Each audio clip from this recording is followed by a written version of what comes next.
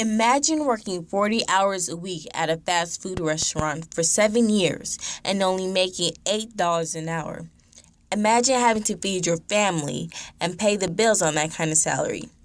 If you can't imagine it, don't worry. It's hard for those doing just that to imagine it either. Here's Chinwe O'Neill with more.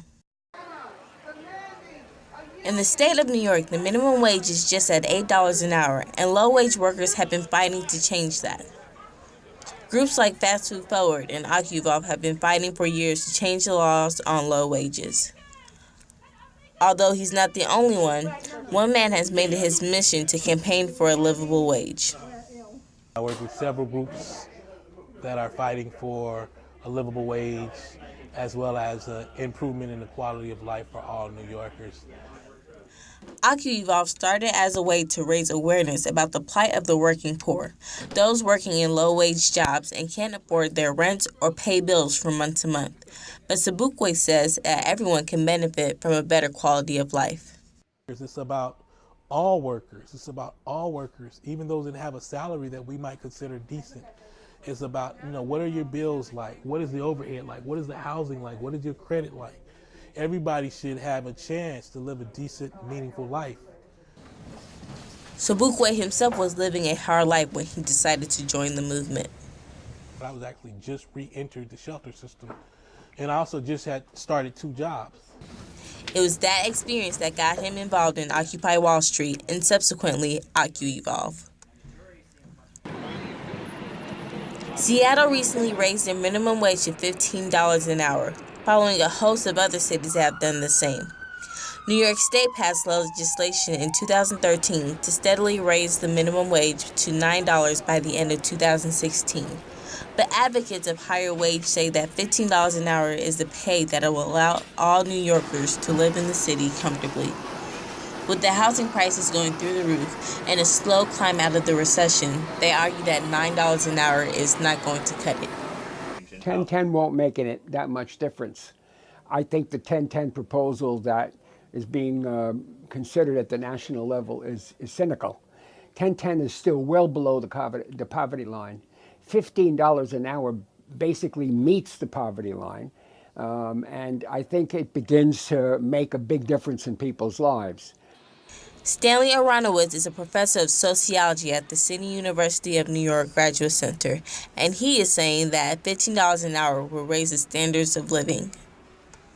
Start with the proposition that half of New Yorkers, and I'm speaking statistically, half of New Yorkers are having trouble making ends meet.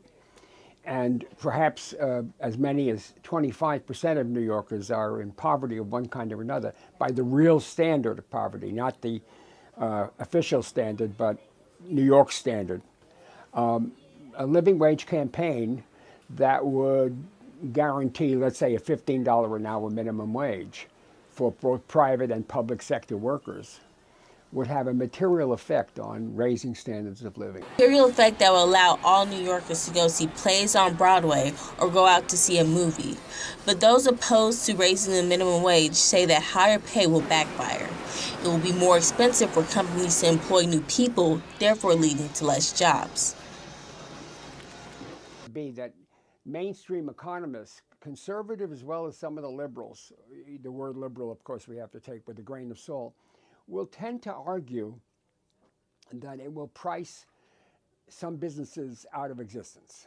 And that may or may not be true, but since many businesses in New York City are increasingly chains, big box stores, department stores,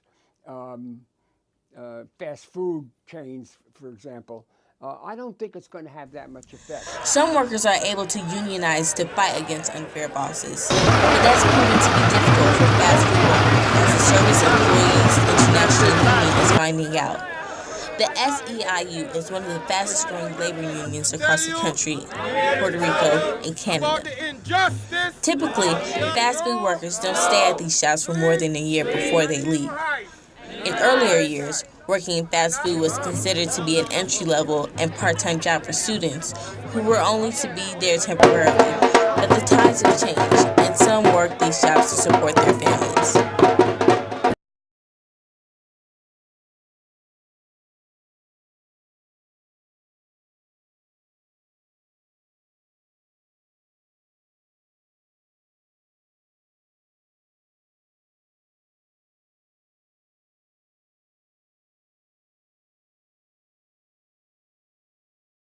And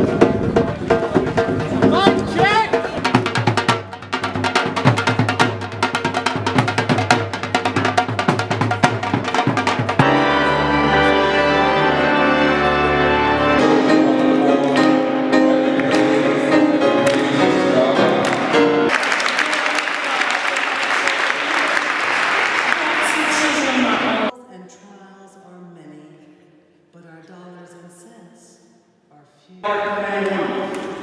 It is unjust, it is immoral. It's still to live in a city like this big and throughout the states, people are moving out of New York because they can't do it here.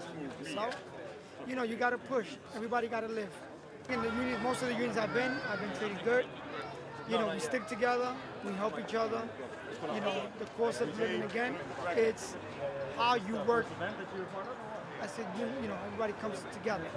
Hard for a lot of people if they don't unionize these franchise, and if they don't keep fighting. To me, working for a franchise, you know what? I'm kind of happy that a lot of them went on strike, but I think if you hurting me, I'm going to hurt you even more because you need the customers. The customers are what makes